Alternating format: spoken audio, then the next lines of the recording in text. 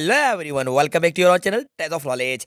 Students, आज की video में आपको एक्सप्लेन कराने वाला हूँ 2020 के इंग्लिश के पेपर की ग्रामर। जी स्टूडेंट्स, आपकी क्लास 10th के 2020 में जो इंग्लिश का पेपर आया था, बोर्ड की तरफ से जो पेपर आया था, उसकी ग्रामर का पोर्शन आज हम डिटेल में समझने वाले हैं। तो वीडियो को एंड तक जरूर देखिएगा बच्चों, वीडियो को बिल्कुल भी स्किप नहीं कीजिएगा। आप देख लीजिए, पेपर मैंने आपके सामने ओपन किया हुआ है, ये 2020 का है, मतलब कि 2020 का पेपर है जो कि बोर्ड की तरफ से जारी किया गया था। और यहाँ पहुंच जाते हैं सेक्शन सी पर, जो कि आपका ग्रामर का क्वेश्चन होता है, और मैं आपको डिटेल में सारी ग्रामर के क्वेश्चंस आपको एक्सप्लेन कराने वाला हूं।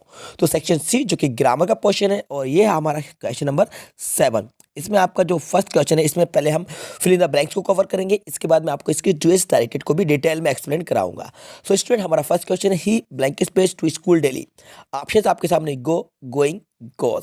सो स्टूडेंट, इसका राइट आंसर होगा goes. He goes to school daily. He goes to school daily, मतलब कि ये जो प्रेजेंट इंडेफिनेट का सेंटेंस है, प्रेजेंट इंडेफिनेट सेंटेंस में सिंगुलर सब्जेक्ट के साथ वर्ब में एस एस आई एस का यूज किया जाता है। देयरफॉर हम यहाँ पर ही के साथ गोज का यूज करेंगे, क्योंकि डेली भी वर्ड यहाँ पर आया हुआ है। तो यहाँ पर डेली रूटीन को बताने के लिए, एक्टिविटीज को बताने के लिए हम प्रेजेंट इंडेफिनेट सेंटेंस का यूज करते हैं। तो ओवरऑल इसका राइट आंसर होगा he goes to school daily, वह रोज स्कूल जाता है। ठीक है, अब बात करते हैं क्वेश्चन नंबर सेकंड। तो हमारा क्वेश्चन नंबर सेकंड है, Namrata is going blank space is a new mobile phone. Namrata is going blank a new mobile phone. Option आपके सामने बाय, टू बाय या बॉट। तो बच्चों, इसका आंसर होगा टू बाय। जी हाँ, ये इन्फिनिटिव हो जाएगा, क्योंकि यहाँ पर गोइंग ऑलरेडी यूज हो चुका है। Namrata is going to buy a new mobile phone. ठीक है, ये इसका आंसर होगा टू बाय। अब बात करते हैं क्वेश्चन नंबर थर्ड। तो जल्दी से जो मैं आपको आंसर बता रहा हूँ, इनको नोट करते जाइएगा। आपको जितने भी क्वेश्चंस के आंसर बताए जा रहे हैं, सारे क्वेश्चंस के आंसर आप नोट करते जाइएगा। ठीक है, हमारा थर्ड नंबर क्वेश्चन है, when they reach the bus stand the bus head already. Student, option आपके सामने leave, left, living. So student, का आंसर होगा लेफ्ट। अब क्यों होगा समझ लीजिए, when they reach the bus stand, जब वे बस स्टैंड पहुंचे, द बस हेड ऑलरेडी। तो यहाँ पर देखिए, द बस सब्जेक्ट है और हेड है, मतलब कि ये सेंटेंस कौन सा है, पास्ट परफेक्ट का है। किसका है, पास्ट परफेक्ट का। और पास्ट परफेक्ट में हम यूज करते हैं वी थ्री।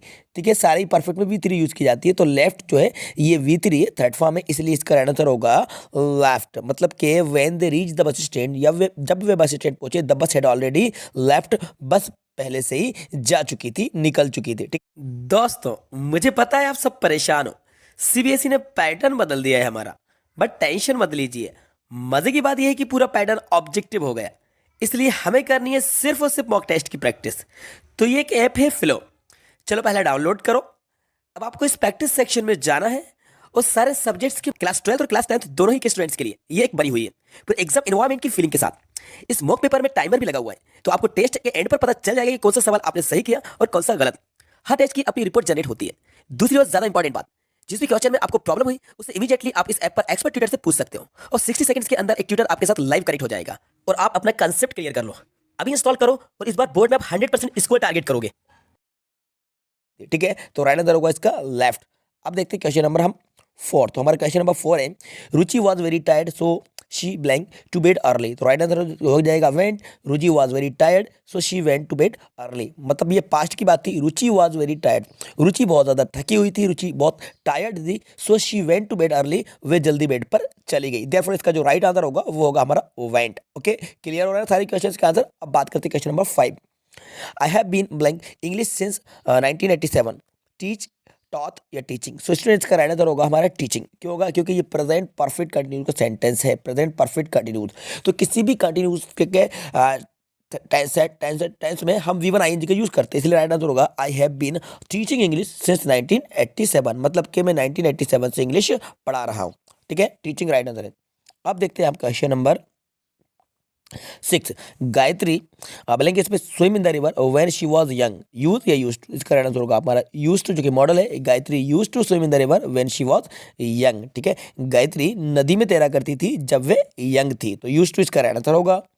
अब देखते हैं हम 7 नंबर की क्वेश्चन। तो इसमें कह रहे हैं ही इज ब्लैंक इसमें एमएलए। आर्टिकल है, तो राइट आंसर होगा एन, एमएलए, क्योंकि एमएलए के बिफोर हमें एन का यूज करना होगा, क्योंकि एम जो है ये आपको वाउल साउंड दे रहा है। ठीक है, इसलिए हम लगाएंगे एन।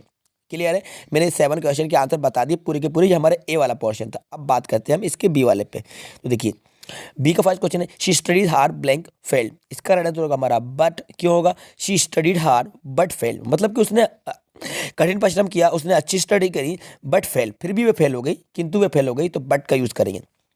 सेकंड नंबर का, every girl attend the class nominee, तो एक्सेप्ट या एक्सेप्ट, तो इसका राइट आंसर होगा एक्सेप्ट ये वाला। इसका मतलब होता है के अलावा या के सिवाय। तो every girl attend the class, हर एक लड़की क्लास अटेंड करती है, एक्सेप्ट यहाँ पर ये वर्ड को पढ़ा नंदिनी है यहाँ पर, तो नंदिनी के सिवाय, नंदिनी के अलावा। तो राइट आंसर हमारा था ये वाला, ठीक है।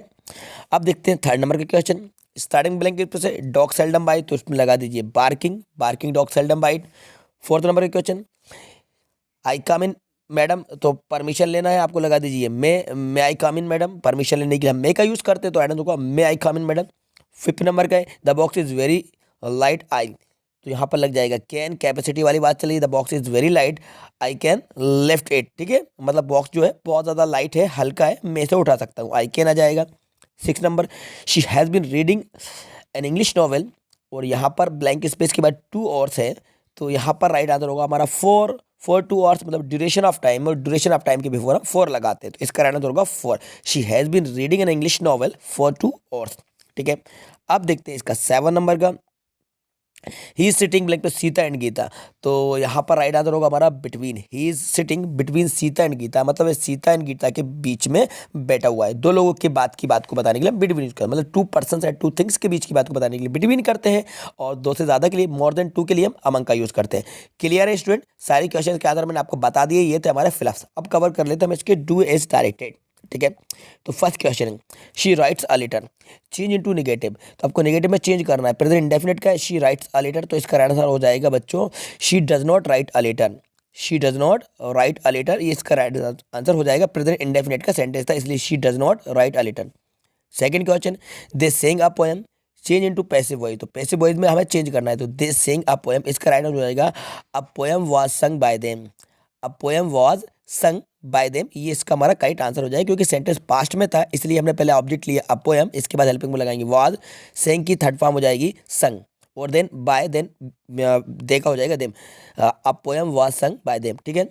अब नेक्स्ट क्वेश्चन है हमारा थर्ड नंबर का, Lata eats a mango, change into present perfect tense, present perfect tense में हमें चेंज करना है, तो लता ईट्स अ मैंगो है, तो इसका हो जाएगा Lata has eaten a mango, Lata has eaten a mango.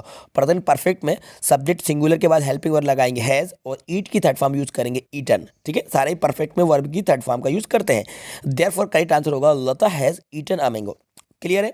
अब देखते हैं question number 4, Hemlata take coffee, correct the sentence, sentence को करेक्ट करना है, तो ये टेक जो है इसमें एस लग जाएगा, तो ये हो जाएगा हेमलता टेक्स कॉफी, ठीक है, ये प्रेजेंट इंडेफिनिट का सेंटेंस है, हेमलता टेक्स कॉफी। क्यों होगा? क्योंकि सब्जेक्ट यहाँ पर सिंगुलर है, हेमलता है, और सिंगुलर सब्जेक्ट के साथ हम वर्ब में S S I S use करते हैं, ये मैंने आपको फर्स्ट एग्जांपल में एक्सप्लेन कराया था, इसलिए यहाँ पर हम ईट को कर देंगे, टेक को कर देंगे टेक्स। अब बात करते हैं क्वेश्चन नंबर 5 की, Kundan will help you make interrogative sentence, interrogative sentence बनाना है, तो इसको विल को स्टार्टिंग में लेके आ जाइए, कुंदन को बाद में लेके चले जाइए, तो क्या होगा, स्टार्टिंग में आप लिख दीजिए यहाँ पर विल, और कुंदन को इसके बाद लिख दीजिए, ठीक है, वो विल कुंदन, और यहाँ पर क्या है, ये हेल्प है, तो यहाँ पर हेल्प यू, लास्ट में क्वेश्चन मार्क लगा दीजिए, will Kundan help you, will Kundan help you, ये बन जाएगा हमारा इंटरोगेटिव, ठीक है। अब बात करते हैं हम 6 नंबर के, I am here you need not worry, combine sentence as long as, तो एज लॉन्ग एज का यूज कर रहा है, तो एज लॉन्ग एज को आप स्टार्टिंग में लिख दीजिए, स्टार्टिंग में आ जाएगा आपका एज लॉन्ग एज, इसके बाद आएगा आई एम हेयर, ठीक है, और ये बाद वाला सेंटेंस जैसा का तैसा आप लिख देना, यू नीड नॉट, और वरी को लिख लेना, ठीक है, as long as I am here you need not worry, जब तक मैं यहाँ हूँ आपको चिंता करने की जरूरत नहीं है, तो राइट आंसर होगा एज लॉन्ग एज। और ये सेंटेंस मैं आपसे भी कहना चाहूँगा, जब तक मैं आपके लिए वीडियोस लाता जा रहा हूँ, आपको पढ़ाता जा रहा हूँ, तो आपको बिल्कुल भी इंग्लिश के बारे में टेंशन लेने की जरूरत नहीं है, बस आप हमारी वीडियोस को देखते रहिए, लाइक करते रहिए, स्टार्टिंग में आपको एज लॉन्ग एज लगा देना है। क्लियर है? As long as I am here you need not worry, ठीक है।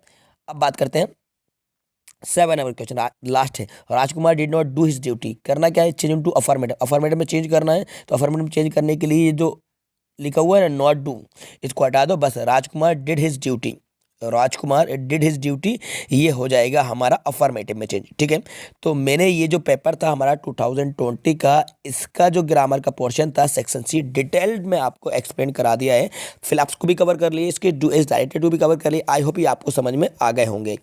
अब आप हमारी वीडियो को लाइक कर दीजिए, अपने सारी दोस्तों को ज़्यादा शेयर कर दीजिए, और यदि चैनल पर नए हैं तो चैनल को सब्सक्राइब कर लीजिए, क्योंकि मैं जैसे भी नई वीडियो को अपलोड करूंगा उसका नोटिफिकेशन सबसे पहले आपको टाइम पर मिल जाएगा। क्योंकि 2022 में जो आपकी इंग्लिश का पेपर आने वाला है उसके लिए आपको लास्ट 10 ईयर्स के पेपर को सोल्व करना कंपलसरी है। अगर आप पिछले 10 वर्षों के पेपर को सोल्व कर लेते हैं तो आई थिंक इस तरह की ग्रामर आपके पेपर में पूछी जाएगी, क्योंकि पिछले 10 सालों के पेपर और मॉडल पेपर और जो आपको क्वेश्चन बैंक जारी किए गए, अगर आप इनकी अच्छे तरीके से स्टडी कर लेते हैं, इनकी अच्छे तरीके से प्रैक्टिस कर लेते हैं, तो आपके एग्जाम में बहुत कुछ इनसे हेल्प मिलेगी और 100% इनमें से ही क्वेश्चन पेपर आपके इंग्लिश में आएगा और क्वेश्चन पूछे जाएंगे। ओके, तो वीडियो को लाइक करिए, शेयर करिए, और चैनल पर नए तो चैनल को सब्सक्राइब कीजिए। Thanks for watching.